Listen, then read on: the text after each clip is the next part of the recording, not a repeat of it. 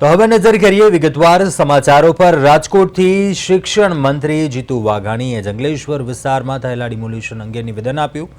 રાજકોટ મહાનગરપાલિકા દ્વારા જંગલેશ્વર વિસ્તારમાં દબાણો દૂર કરવાની મોટી કાર્યવાહી હાથ ધરાઈ છે, જેને જંગલેશ્વરનું જંગલ કાઢવાનું ભગીરથ કાર્ય તરીકે વર્ણવવામાં આવ્યું છે। મંત્રી વાઘાણીના જણાવ્યા પ્રમાણે આ કાર્યવાહીનો મુખ્ય ઉદ્દેશ ગેરકાયદેસર અને અનૈતિક પ્રવૃત્તિને રોકવાનો છે કે જ્યાં 2 નંબરના ધંધા થતા હતા તેવા દબાણોને દૂર કરવામાં આવ્યા। તેમણે ભારપૂર્વક જણાવ્યું કે સૌરાષ્ટ્રમાં અત્યાર સુધી આવું કોઈ કાર્ય થયું નથી અને આવા પગલાં ભવિષ્યમાં પણ ચાલુ રહેશે, જેમાં કોઈને પણ બક્ષવામાં આવશે નહીં।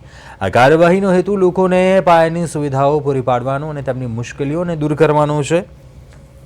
મંત્રીએ એમ પણ ઉલ્લેખ કર્યો કે લોકોના મનમાં જંગલેશ્વર વિસ્તાર પ્રત્યે એક પ્રકારનો ભય હતો, જે હવે દૂર થશે। આ સમગ્ર પ્રક્રિયામાં સ્થાનિક લોકોએ પણ સહયોગ આપ્યો, જે આ કાર્યવાહીની સફળતામાં મહત્વનો ભાગ ભજવ્યો છે। કાર્યવાહીથી વિસ્તારમાં સુશાસન અને સુરક્ષા વધશે તેવી અપેક્ષા છે।